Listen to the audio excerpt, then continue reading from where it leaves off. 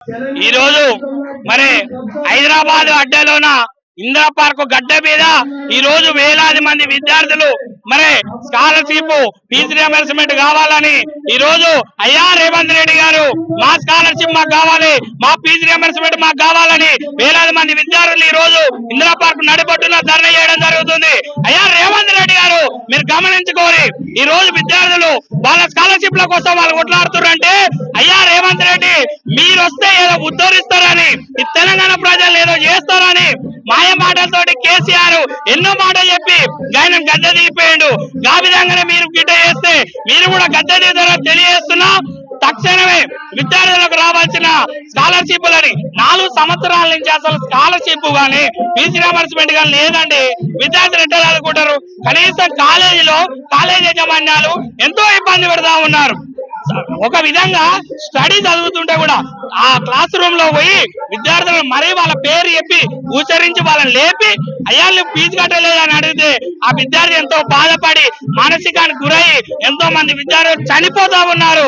ఎంతో మంది విద్యార్థులు సూసైడ్ చేసుకుంటారు. దీన్ని గమనించుకొని రేవంత్ రెడ్డి గారు తక్షణం వాళ్ళ స్కాలర్షిప్ లో వాళ్ళకి ఇవ్వండి.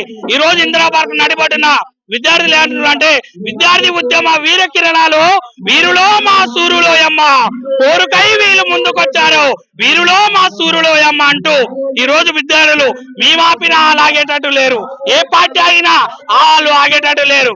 వాళ్ళే మాకు విద్యార్థి నాయకులకు ఫోన్ చేసి అన్నా గా స్కాలర్షిప్ల కోసం ఒక ధర్నా చేయరి, అన్నా ఫీజు రియంబర్స్మెంట్ గురించి ఒక ధర్నా చేయరి అని మాకు ఫోన్లు చేసి నానా రకాలుగా వాళ్ళు ఈ రోజు జనవరి 30న మీటింగ్ పెట్టడానికి ప్రధాన కారకులు విద్యార్థులే. కాబట్టి విద్యార్థులను మీరు మరిస్తే మీ ప్రభుత్వం అతలాకుతలం అయిపోద్ది.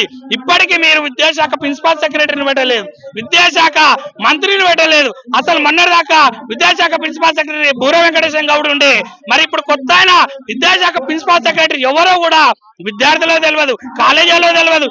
ఎవరికి మెమోరాండం ఇవ్వాలి, ఎవరిని కలవాలి? విద్యాశాఖని బస్టు పట్టిస్తే ప్రభుత్వం ఆగమైపోతుంది. మీ కాడ ఆల్రెడీ సీఎం పదవి ఉంది, హోంశాఖ పదవి ఉంది, విద్యాశాఖ పదవి ఉంది.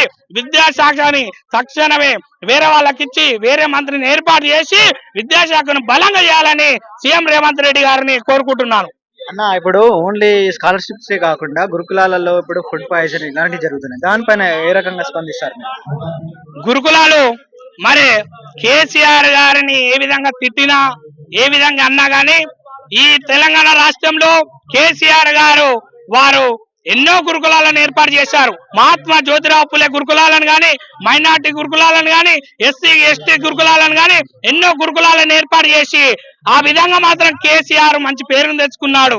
చదవలేని విద్యార్థులను చదివించే స్థితి లేని పేదవాళ్లను మరి గురుకులంలో వాళ్ళ పిల్లల్ని వేసుకొని చదివించుకోండి, గురుకులానికి రండి, మీ పిల్లలని భావి భారత పౌరులను చేసుకోండి అని చెప్పి గురుకులంలో కేసీఆర్ ఉన్నప్పుడు మాత్రం ఫుడ్ మంచిగా ఉంది, ఎడ్యుకేషన్ బాగుంది, అన్ని విధాలుగా రూల్స్ అండ్ రెగ్యులేషన్స్ చాలా బాగున్నాయి.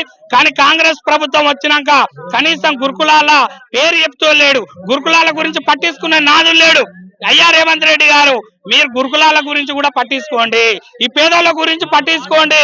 కనీసం అయ్యా రేవంత్ రెడ్డి మా గురించి పట్టించుకోని గురుకుల విద్యార్థులు కూడా ఎంతో ఆందోళన చేస్తా ఉన్నారు. ఇక్కడ కేసీఆర్ ప్రభుత్వమే బాగుందని అంటారా, టీఆర్ఎస్ ప్రభుత్వమే బాగుందని అంటున్నారా, కాంగ్రెస్ బాలేదని చెప్తున్నారా? మరి ఖచ్చితంగా చెప్తున్నా, ఎందుకంటే కేసీఆర్ గారే విద్యార్థులకు స్కాలర్షిప్లు ఇవ్వలేదు, ఫీజు రియంబర్స్మెంట్ ఇవ్వలేదు, విద్యార్థులను పట్టించుకోలేదనే కేసీఆర్ గారిని, నిరుద్యోగులను కూడా పట్టించుకోలేదని కేసీఆర్ ని ఓడగొట్టి చింతమడక పంపించి చింత కింద చింత చేపిస్తున్నాం ఈ రోజు మనం. కానీ రేవంత్ రెడ్డి వచ్చి ఏదో ఉద్ధరిస్తాడు ఏదో చేస్తాడని మనం అనుకుంటే రేవంత్ రెడ్డి అంతకన్నా ఎక్కువ దీనం అయిపోయినాడు. ఇప్పటికిప్పుడు ఎలక్షన్లు పెట్టినా బీఆర్ఎస్ ప్రభుత్వం ఏర్పడుతుంది. కాబట్టి రేవంత్ రెడ్డి గారు నువ్వు చేసిన తప్పులు మర్చిపో, ఇప్పటి వరకు నువ్వు ఏం చేసినావో గతం గతయా. ఇప్పటి నుంచి అయినా విద్యార్థులకు స్కాలర్షిప్ ఫీజు రియంబర్స్మెంట్ ఇవ్వు, నిరుద్యోగులకు ఉద్యోగాలు ఇస్తానని చెప్పినావు, 2 లక్షల ఉద్యోగాలు భర్తీ చేస్తున్నావు. తక్షణమే ఆ ఉద్యోగాలు కూడా భర్తీ చేయండి, నిరుద్యోగుల జీవితాలతో చెలగటమాడొద్దు. ఇది మీరు ప్రత్యేకంగా మరీ బీసీ విద్యార్థి సంఘం నుంచి మీకు తెలియజేస్తున్నాం. ఒకవేళ ప్రభుత్వం స్పందించకపోతే మీ కార్యాచరణ ఏ విధంగా ఉంటుంది? ప్రభుత్వం స్పందించకపోతే ఇంకా పెద్ద ఎత్తున ఉంటది. సెక్రటేరియట్ ను ముట్టడించడం ఉంటది, మంత్రి క్వార్టర్స్ ను ముట్టడించడం ఉంటది. అవసరమైతే ఎమ్మెల్యేల కాన్వాయ్లకు, మంత్రుల కాన్వాయ్లకు కూడా అడ్డం పడేలా వాళ్ళని ఆపైనా, వాళ్ళ ఇంటి ముంగల ధర్నాలు రాస్తారోకోలు చేసేనా, వాళ్ళ గృహానికి వాళ్ళని పరిమితం చేస్తాను తప్పితే రోడ్ల మీద కూడా తిరగనీయం. ఖబర్దార్ ఎమ్మెల్యే గారు, మంత్రులు గారు, ఎవరైనా సీఎం గారు ఎవరైనా గమనించుకోరి. విద్యార్థి లోకం లేచిందా ఎవరు ఆపలేరు.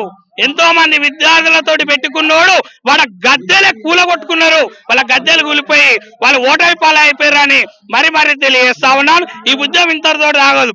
ఇప్పుడు షురువు అయిందే, షురువు అయింది, ఇప్పుడంతా లాగదు. ఎక్కడికైనా మేము వస్తాం, సిద్ధంగా ఉన్నాం.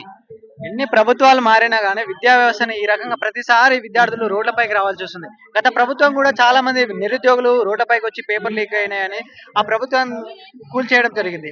ఇప్పుడు కూడా మళ్ళా మీరు ఒక స్కాలర్షిప్ రావట్లేదు అని చెప్తారు. ఏ ప్రభుత్వాలు వచ్చినా విద్యార్థులను విద్యా వ్యవస్థను పట్టించుకోవట్లేదు. దానిపైన ఏ రకంగా మీరు స్పందిస్తారు? అసలు ఈ తెలంగాణ ప్రభుత్వంలోనే ఒక విద్యాశాఖకు కనీసం వాళ్ళకు పిఆర్టీ ఇవ్వలేకపోతున్నారు. ఎందుకో నాకు అర్థం కాదు. ఏమున్నా డబ్బులు వచ్చే రోడ్డు భవనాలు, ఎంతసేపు ఉన్న పెద్ద పెద్ద కాంట్రాక్టర్లు అటువంటి పెద్ద పెద్దవి తీసుకుంటారు తప్పితే విద్యాశాఖకు కనీసం ఒక మంచి మంత్రిని చేయలేకపోతా ఉన్నారు. విద్యాశాఖను బలంగా చేయలేకపోతున్నారు. ఏ ప్రభుత్వం వచ్చినా పుట్టి దులుపుకొని పోతున్నారు తప్పితే పాత గోడలకు సున్నం వేసినట్టే ఉంది తప్పితే విద్యాశాఖను బలంగా చేయలేకపోతున్నారు.